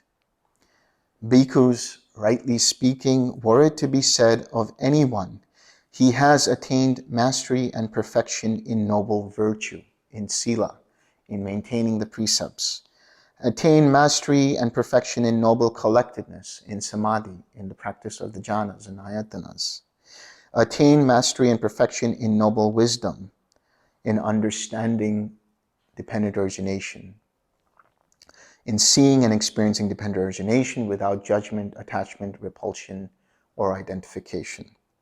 Attained mastery and perfection in noble deliverance, in having attained arahantship, in having had the mind liberated from the taints. It is of Sāriputta indeed that rightly speaking, this should be said. Bhikkhus, rightly speaking, were to be said of anyone, he is the son of the Blessed One, born of his breast, born of his mouth, born of the Dhamma, created by the Dhamma, an heir in the Dhamma, not an heir in material things. It is of Sāriputta indeed that rightly speaking, this should be said. Bhikkhus, the matchless wheel of the Dhamma set rolling by the Tathagat is kept rolling rightly by Sāriputta. This is what the Blessed One said. The bhikkhus were satisfied and delighted in the Blessed One's words.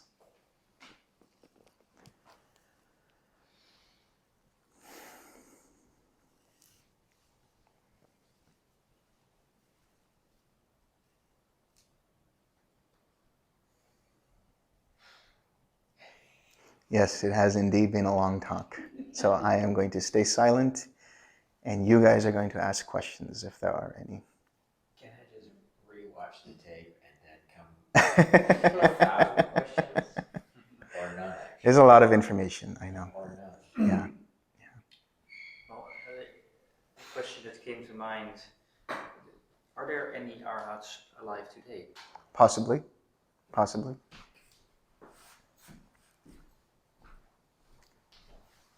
The thing is, you wouldn't know that one is an arahant necessarily, because an arahant really doesn't have any motive to say that I am an arahant.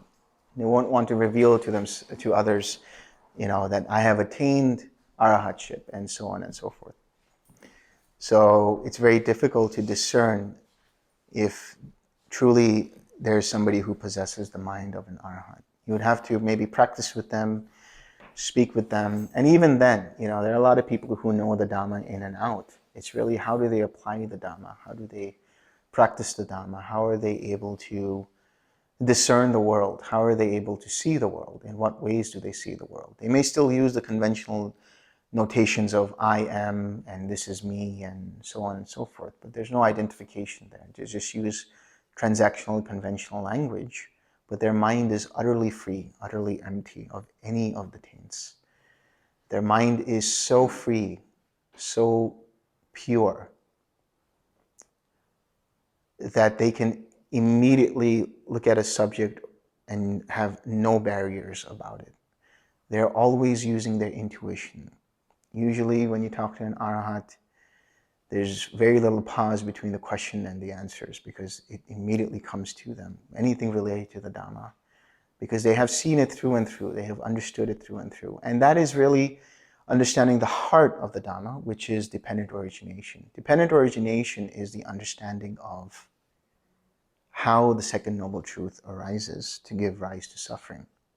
When they see that and having let go of that, they experience a cessation of suffering.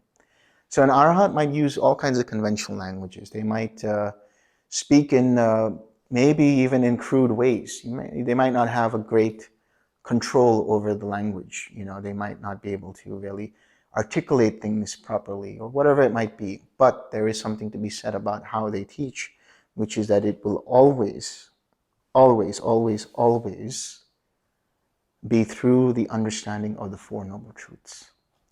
So whatever information they give you, they will give you the information, this is suffering, this is the cause of it, this is how you let go of it, and this is the experience of letting go of it. In other words, what you're really seeing is that the second noble truth is the cause of the first, and the fourth noble truth is the cause of the third.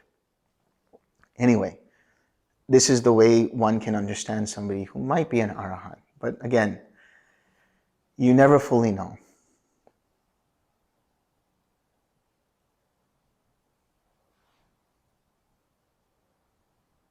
would say that as long as the teachings are still intact, there is the possibility for the attainments of all the four attainments. Absolutely.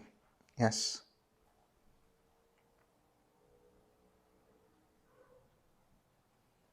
I do have two questions. Yeah. The first one would be, I know the physicality of it, so to speak, but what would be the causes or the mechanism of the fact that there is a path and a fruition? Yeah, that's a good question, because this has always been confusing for a lot of people, and generally one doesn't talk about it much because there's always different ideas about it, but the understanding should be that there can be a path in the sense of the entry into the stream enter or the anagami or whatever it might be. And immediately following it, there can be also a fruition. In other words, one can actually see dependent origination, let go, experience it again, and then let go again, and then experience the fruition right there and then. Or there could also be a gap, and that could just be because the mindfulness wasn't strong enough to be able to see it in the next moment. And so one then breaks the sitting, so to speak, and then goes through the process again. So the time between the path and the fruition, let's say, can be a matter of just one following the next, or a few seconds, or a few hours, because one then goes, meditates again, and is able to experience the fruition again, or through an entire lifetime. And what I mean by that is, even if one has attained the path, the fruition is still attainable at death, because the reason is, at the point of death, the mind starts to become so collected, so calm actually. Usually, if you are a meditator, that is what will happen. For a person of the untrained mind, there will be all kinds of agitations and restlessness and remorse. But in being able to see that, the mind starts to let go at that point of death. And because of that, there is the fruition. And as I understand it in the suttas, the Buddha talks about the 8 categories of people, or the 7 types of people, and other kinds of categories. And one of those categories are the stream enterer, the stream enterer with fruition, the sakadagami with fruition, the anagami with fruition, the arahant, and the arahant with fruition, which suggests that there were people who had attained it, but were still on the way to attain the fruition. So that is the way one understands it. I think putting too much emphasis on it wouldn't necessarily be too practical or too helpful insofar as understanding that if you have attained the path of something, you're bound to attain the fruition. I think as far as that should be concerned, that faith in that, let's say, or that conviction in knowing that helps one to commit further to the practice. Yes, but what I'm looking for is it maybe so that the path is like a threshold where you attained a certain amount of wisdom, but there needs to be a little bit more wisdom for it to be set into fruition, something like that? Yeah, you could say that. In other words, what I will say is, for example, with the stream enterer, when they enter the stream, they have broken the fetters. So there's no re-breaking of the fetters at the fruition. There is a setting in stone in the sense that now it confirms for them. So I would say the fruition is the confirmation of the path, so to speak. So you see the wisdom, which is to say you see dependent origination, you see it again, and it kind of sets it in stone. Likewise, with the Sakadagami, you weaken the fetters at the entry point, but it's now set in stone at the fruition point. And with the Anagami, you break the two fetters of the sensual craving and the aversion at the entry into Anagami. And then seeing dependent origination again kind of clarifies for you the experience and confirms for the mind the experience. So it could be said that the path is the breaking of the fetters, and the fruition is a confirmation that the attainment has been made. And my second question would be... Wait, sorry, I just want to bring up one more thing. When we talk about the path also, it could also be understood, this is just one interpretation, and you can take it or leave it. So, once you enter the stream, that is to say you have entered the path, the Noble Eightfold Path, then experience the fruition of that path in the form of deliverance of the mind, so to speak, in the sense of understanding dependent origination to a certain extent. Once you do that, then you have the fruition. But now you have to enter the path again, meaning redo the whole path, and then you have the Anagami or the Sakadagami with path. Then again you experience the fruition, having delivered the mind through the understanding of dependent origination. So it's almost like you're walking the path again and again and again until it's completely solidified, until the path, that is to say the Eightfold Path, becomes the default mode of functioning like it would for an arahant. That's another way of maybe understanding it. Yes. Yeah. My second question is, I know there are different opinions about it, but is it possible to skip stages of Nibbana, for instance, jumping from Sakadagami to arahantship, or is there still a quick succession of the in-between paths and fruitions of the stages that are seemingly skipped? Yeah, that's a very good question. I mean, if we were to refer to the suttas, and I subscribe by this understanding, which is to say that when you look at, for example, the first 5 students of the Buddha, Kondona immediately understood what the Buddha was talking about in terms of the first discourse, and he attained stream entry. In the second, or what is traditionally known as the second discourse, is the Annata Sutta, the looking into the 3 characteristics, but specifically anatta. He attained arahantship, which suggests to one that upon listening to it, the mind was doing something of having seen and realized and letting go. And either, and we can only speculate since we don't really know, is he was experiencing dependent origination in quick succession. And at every point of contact with the Nibbana element was either in quick succession going through each of the path and fruition, or actually just made the skip into arahantship.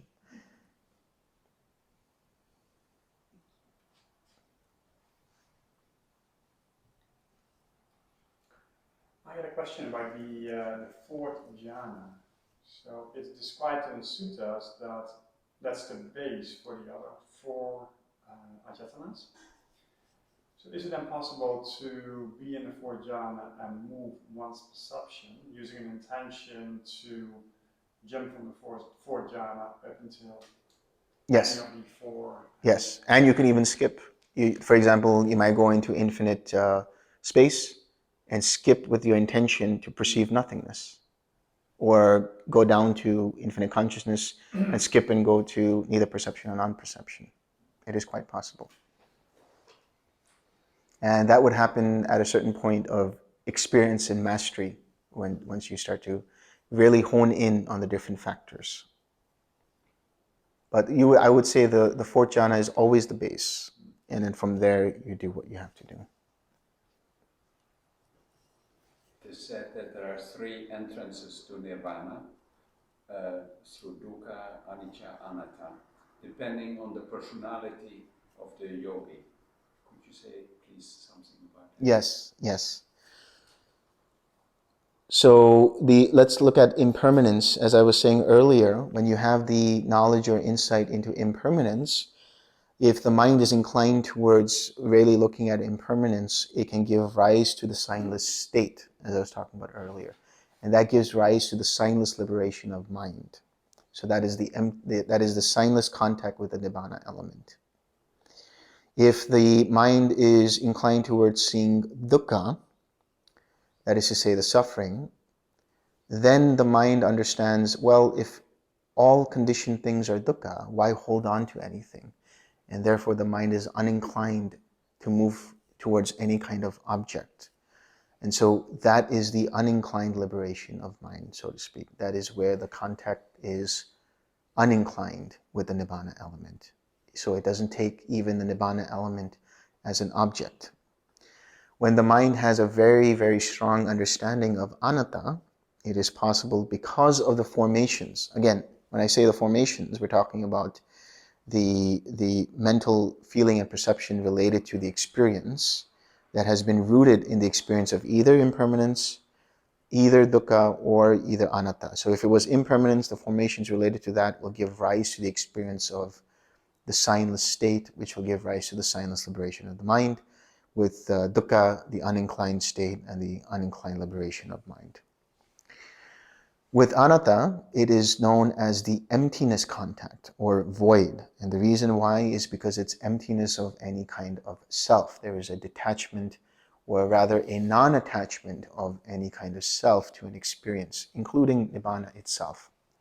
So in other words, the reason why it's called emptiness or voidness is because there was one sutta in which Ananda asks the Buddha, and he says, emptiness, emptiness, empty is the world you state. What do you mean by that? And the Buddha says, insofar as the world is concerned, that is to say, the experience, the contact, the feeling, the perception, the experience in relation to the six sense bases are concerned, they are all considered to be empty of self. There's the experience of the emptiness of self in the six sense bases, but there's also the emptiness of self with regards to the five aggregates. If there's a deep, strong understanding of this, this can give rise to sometimes the experience of nothingness, actually, or even just the emptiness liberation, which is the emptiness contact with the Nibbana element. So these three insights are the gateways to nirvana, as you say, dependent upon where the mind's attention moves to and from where it moves to. Meaning, if it is inclined towards the understanding of impermanence, then those formations will guide that mind towards the signless state. If it is inclined towards the dukkha aspect, then the mind is inclined towards a meditation without object or effort, an effortless meditation, a natural samadhi, so to speak. If it is inclined towards the experience of anatta, then the formations will guide that mind towards seeing the emptiness of all things, and therefore letting go and experiencing cessation and finally liberation of the mind. What I seem to remember is that, for example, the anatta enterer is related to wisdom, and the other one to concentration, and the other one to maybe effort. So could you expand on that? To what of the helpers do those three relate? Okay.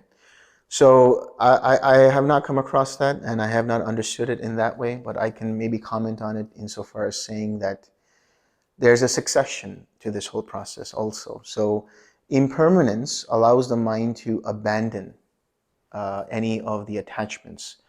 And so that could be related to effort of abandoning. Dukkha relates to the mind starting to become disenchanted or dispassionate towards things.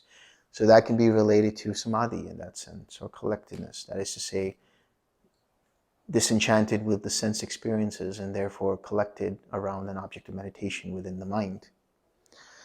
And anatta being ultimately, really, it is one of the highest insights into the nature of reality, because you understand even Nibbana being anatta, Nibbana itself being not self, Nibbana itself being having no self or not self, none of that. It's just anatta of all experiences, conditioned and unconditioned. And therefore, from there arises panya. From there arises the insight into the true nature of reality. And because of that, the arahant, as I said, the mind of the arahant doesn't stick to anything. There's no clinging to anything. There's no identifying with anything. There's no perceiving or conceiving of anything as me, mine, or myself. I remember this now passively, and you're right. So, by intuition. Yeah. But this applies, you apply it now to the arahant, but it applies to all four levels. That's correct. That's correct. The reason their levels are there is because to the level of which, or to the extent of which, one lets go of the fetters and the clinging through the fetters.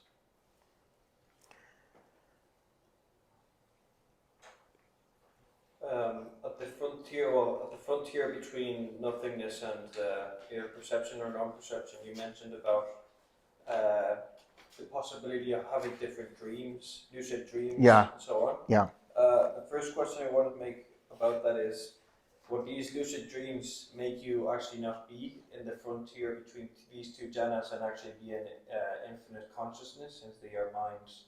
It would be mind. I'm guessing mind contact. Can you repeat the question? Because the Yes. first part you're talking about neither perception. Yeah. So I was talking about the frontier between the base of nothingness and neither Yeah. perception. Yeah. So I'm guessing more so at the start of neither perception, where you have these lucid dreams, which can seem like very weird.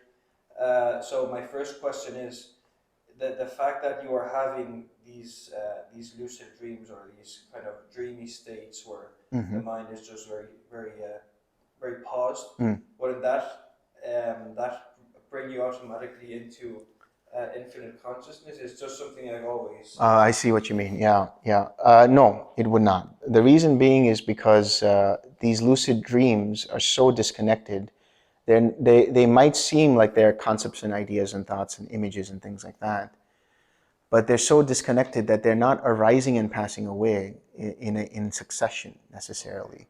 They might seem like they're arising and passing away in succession, but they're so disconnected and so disorientating. Okay. So they are arising and they are passing away, but not necessarily connected in some way.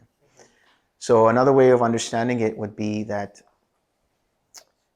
when you talk about the arising and passing away of mental consciousness, what you're looking at is fragments of thoughts that have something leading to something else. In other words, like a thought leading to an idea that has the same thematic element, right? For example, maybe thinking about a tree, then thinking about what type of tree that is, then thinking about the color of that tree, and so on and so forth, right? So there's a succession in terms of the theme of those thoughts. Whereas in that lucid state, that dreamy state, it's not always that clear. It's not always so coherent. Okay, now it makes sense. Yeah, I can actually, now reviewing, I can actually see the difference between the two. So also the second question is, most teachers I've seen or heard about talk about seeing past lives, and this is just out of curiosity because you have no intention of doing so, but they talk specifically as using just the fourth jhana. Yeah. Yeah. But here we are now talking about the possibility of these lucid dreams, these weird dreams being a past life. Yeah. How does that? How would that work? Yeah, that's a good question. First, you have to remember, neither perception, non-perception is still within the vicinity of the fourth jhana. So it's not really that much of a difference. But secondly, when you see these, let's say, formations and these thoughts that kind of seem like they were a distant memory or from a past life, it's the intention to go down one line of formation that allows the mind to see the past lives.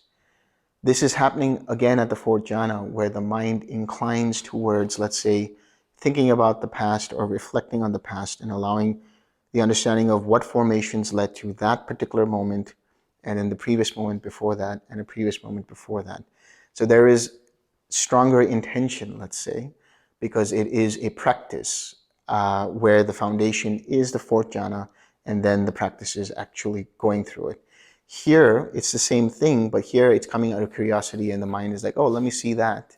So fundamentally, it's the same thing because it's relying on intention. In both cases, you have an intention to see what caused this, what caused this, what caused this. Here you have an intention out of curiosity to see in either perception or non-perception, what is this line of thinking, what is this line of formation.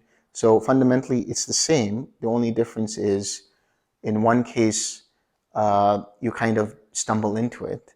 And in the other case, it's a full-on practice that you're doing with the understanding that this is a practice.